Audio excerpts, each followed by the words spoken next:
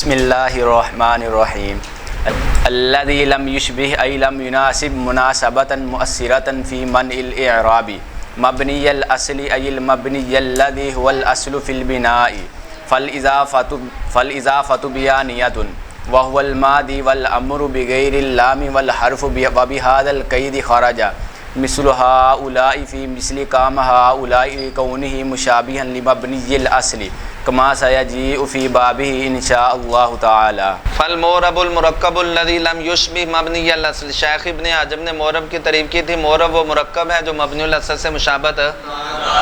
مرکب کا پیچھے مطلب علامہ شارح جامی نے بیان کیا تھا. مرکب کا مطلب یہ ہے کہ وہ مورب ایسی ترکیب میں ہو کہ اس کے ساتھ اس کا عامل ہو.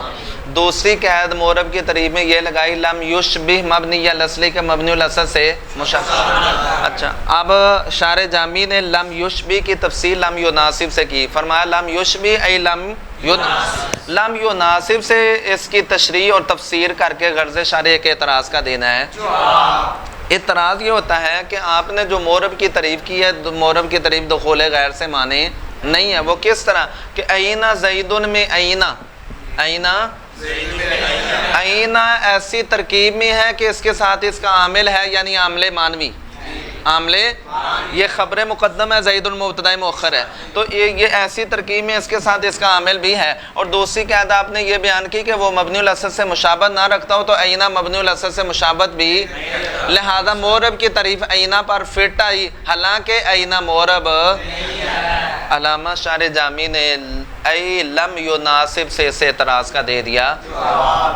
جواب سے پہلے تمہیدن یہ بات سمجھیں کہ یہ جو مناسبت ہے نا لم یشبہ کی تفسیر کس سے کی؟ لم یناسب سے.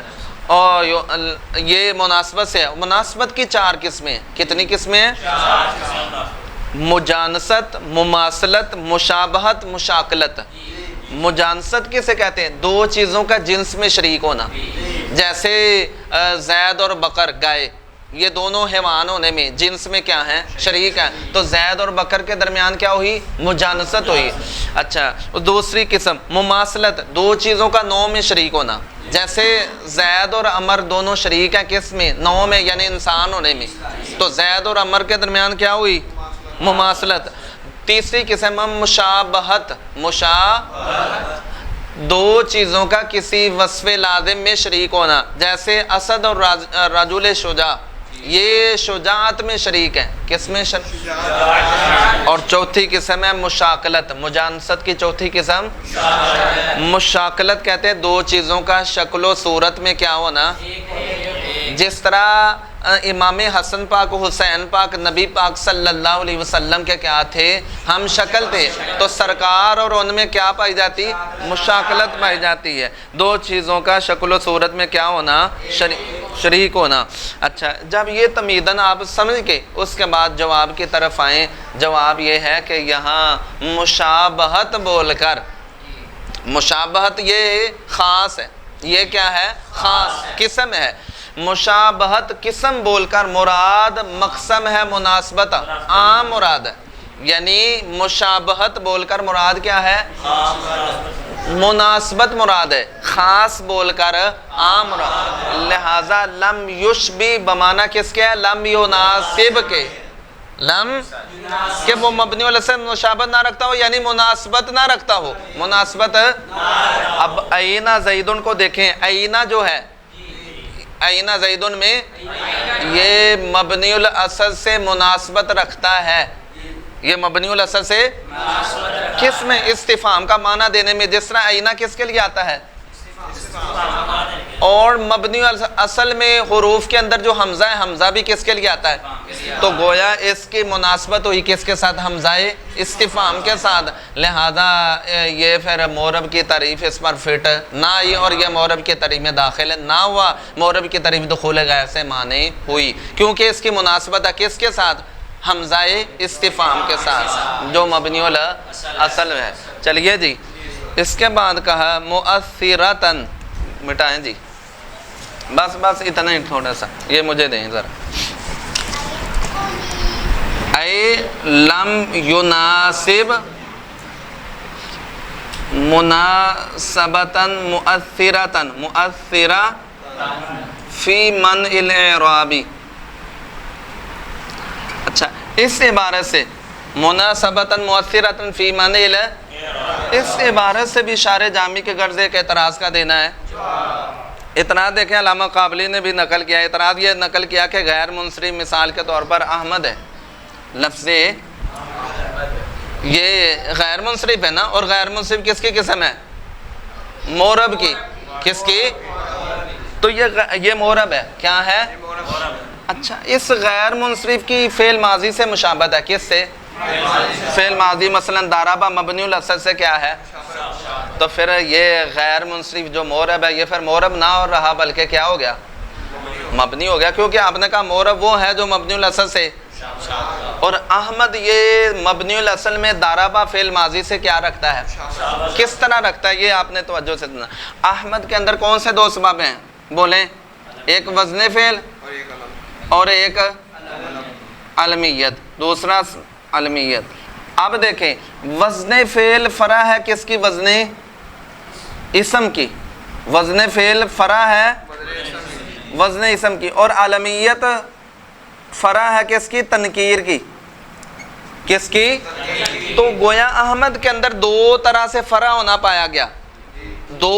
اس کے اندر دو سبب ہیں اور ہر سبب کسی نہ کسی کی فرع ہے. وزن فعل کس کی فرع ہے؟ اور احمد کے اندر علمیت, اور علمیت فرع ہے کس کی؟ تو اس کے اندر کتنی طرح سے فرع ہونا پایا گیا؟ دو طرح سے فرع ہونا, دو فرعیتیں پائی گئی. کتنی فرعیتیں پائی گئی؟ اب ضربہ کے اندر بھی دو فرعیتیں پائی جاتی ہیں. کون سی؟ ایک تو ضربہ کس سے مشتق ہے؟ ضربن سے.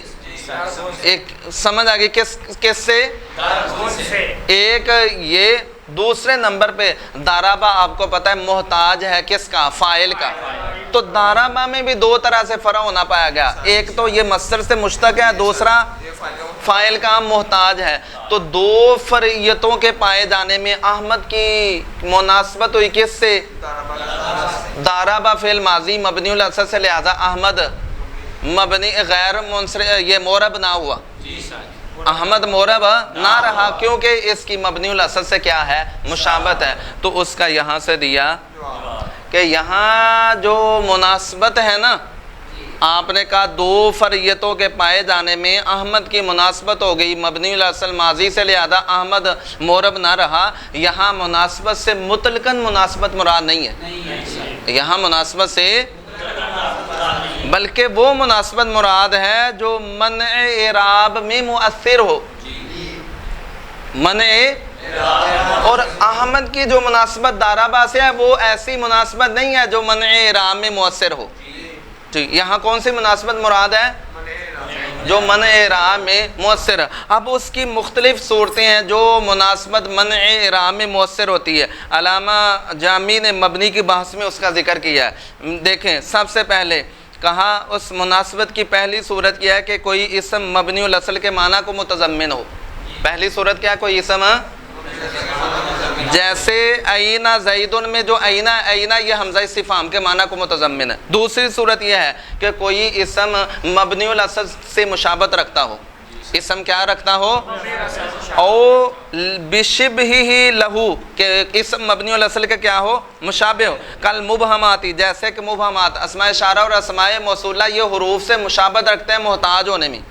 جس طرح حرف اپنا معنی دینے میں غیر کا محتاج ہے, اشارہ مشار الیہ کا اور موصول صلہ کا کیا ہوتا ہے؟ یہ دوسری صورت ہے. تیسری صورت یہ ہے کہ کوئی اسم مبنی الاصل کی جگہ پہ واقع ہو, جیسے نزالی کس کی جگہ پہ واقع ہے؟ انزل. چوتھی صورت اس مناسبت کی یہ ہے کہ کوئی اسم اس اسم کی کہ ہم شکل ہو جو مبنی الاصل کی جگہ پہ بولا جاتا ہے, جیسے فجاری یہ کس کے ہم شکل ہے؟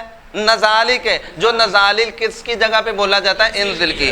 پانچویں صورت یہ ہے کہ کوئی اسم جو اسم مبنی الاصل کے مشابہ ہو نا اس کی جگہ پہ آ جائے. کس کی جگہ پہ آ جائے؟ مشابہ مبنی الاصل کی جگہ پہ آ جائے. جیسے یا زیدو کے اندر جو زید ہے, منادہ جو مضموم ہے, منادہ مضموم, یا زیدو میں جو زید ہے یہ مشابہ مبنی الاصل کی جگہ پہ واقع ہے. اصل میں یہ کیا ہے؟ ادعو کا تو زید کس کی جگہ پہ واقع ہے؟ کاف کی, اور کاف کیا ہے؟ مشابہ مبنی الاصل ہے. تو ایک صورت یہ پانچویں. چھٹی صورت یہ ہے کہ وہ مبنی کی طرف مضاف ہو، مبنی کی طرف، جیسے اللہ تعالیٰ کے اس فرمان میں من عذاب یومئذ، من، اب اس میں یوم جو ہے جب اس کو فتح کے ساتھ پڑھیں تو یہ اس کے واسطہ سے جملہ کی طرح مضاف ہے، اور جملہ کیا ہوتا ہے؟ مبنی ہوتا ہے۔ تو یہ وہ مناسبت ہے جو من اعراب میں کیا ہوتی ہے؟ مؤثر ہوتی ہے۔ احمد کی جو مناسبت ہے نا دارابا سے، ان میں سے کوئی بھی نہیں ہے، لہذا احمد جو ہے وہ معرب ہے، مبنی نہیں ہے۔ چلیے جی آگے چلیں۔ اس کے بعد علامہ شارح جامی فرماتے ہیں یعنی وہ مشابہ نہ رکھتا ہو، یعنی مناسبت نہ رکھتا ہو، ایسی مناسبت جو من اعراب میں مؤثر ہو، کس سے؟ مبنی الاصلی، مبنی الاصل سے۔ آپ دیکھیں علامہ شارح جامی مٹائیں جی،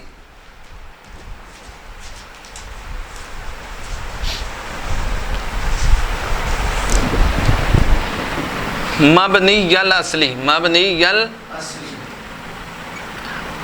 ای المبنی الذی، المب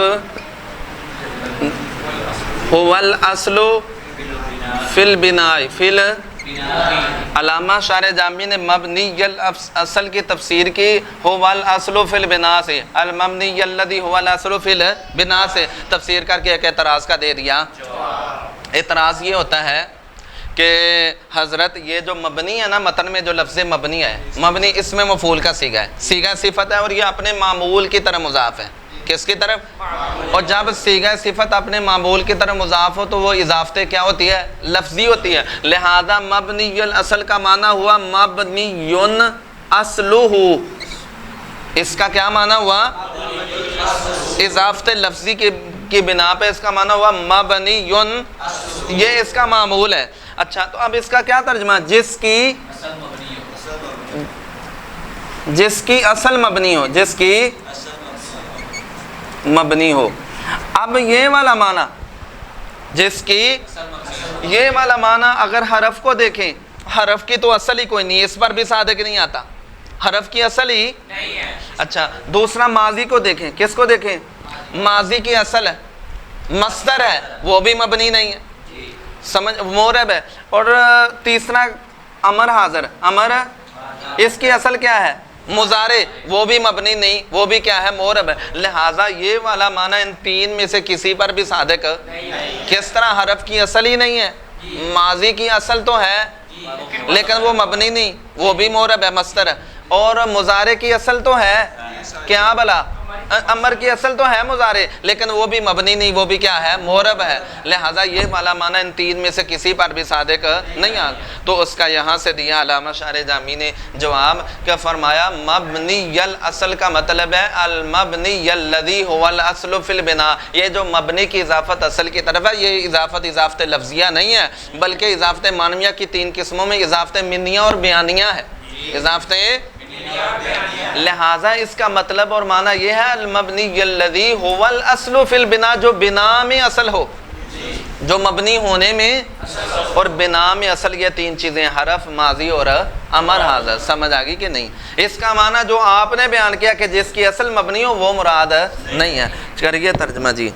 اب دیکھیں جی، کہہ رہے ہیں مبنی الاصل سے مناسبت نہ رکھتا ہو، یعنی وہ مبنی جو بنا میں اصل ہو، المبنی الذی، وہ مبنی جو مبنی ہونے میں کیا ہو؟ اصل ہو۔ تو پاس یہ اضافت کیا ہے؟ بیانیہ ہے۔ اچھا، اور وہ جو بنا میں اصل ہے نا وہ ماضی ہے، اور امر بغیر اللام ہے، اور امر، اب یہاں سوال ہو سکتا ہے کہ نامیوں کے نتیجے کا امر ہے یہ 6 صیغے حاضر کے، امر حاضر ہی کیا ہے؟ امر، سمجھ آ گئی؟ جو امر و غیب و متکلم ہے وہ نحویوں کے نزدیک امر نہیں ہے، تو پھر بغیر اللام کی قید کیوں لگائی؟ تو اس کا جواب یہ دیا مبتدی طالب علموں کے لیے جو نئے صرف پڑھ کے کس میں آئے ہوتے ہیں، وہ سارے کو امر سمجھتے ہیں، تو اس لیے کہا امر بغیر اللام والحرف، اور حرف۔ اچھا اس کے بعد علامہ شارح جامی فرماتے ہیں وَبِهَذَا الْقَيْدِ، وَبِهَذَا غرض شارح مبنی الاصل کی جو قید ہے نا، اس قید کا فائدہ ہے، کہتے ہیں اس قید کے ذریعے سے قام ہؤلاء میں جو ہؤلاء ہے، قام یہ نکل گیا، یعنی ہؤلاء جو ہے امیر، یہ ایسی ترکیب میں تو ہے کہ اس کے ساتھ اس کا عامل ہے کام. پہلی چیز اس میں پائی گئی کہ یہ ایسی ترکیب میں ہے کہ اس کے ساتھ اس کا عامل. دوسری قید ہے کہ وہ مبنی الاصل سے مشابہت نہ رکھتا ہو تو ہا اولائی مبنی الاصل سے مشابہت رکھتا ہے. کس کے ساتھ بھلا؟ مبنی الاصل میں حروف کے ساتھ. کس میں؟ محتاج ہونے میں. کہ جس طرح حرف اپنا معنی دینے میں، اس طرح ہا اولائی اس میں اشارہ بھی مشار ہونا. تو اس لیے اس میں اگرچہ پہلی تو قید پائی جا رہی، پہلی چیز تو پائی جا رہی ہے کہ یہ ایسی ترکیب میں ہے کہ اس کے ساتھ اس کا عمل ہے، لیکن دوسری چیز نہیں پائی جا رہی. وہ دوسری چیز تھی مبنی الاصل سے مشابہت نہ رکھتا، اور یہ مبنی الاصل سے مشابہت رکھتا ہے. مشابہت رکھتا ہے. کہتے ہیں اس قید کے ذریعے کام ہاؤلائی کی مثل میں ہاؤلائی خارج ہو گیا، کیونکہ ہاؤلائی مبنی الاصل سے مشابہت رکھتا ہے، جیسا کہ عنقریب مبنی کے باب میں انشاءاللہ تعالی آئے گا.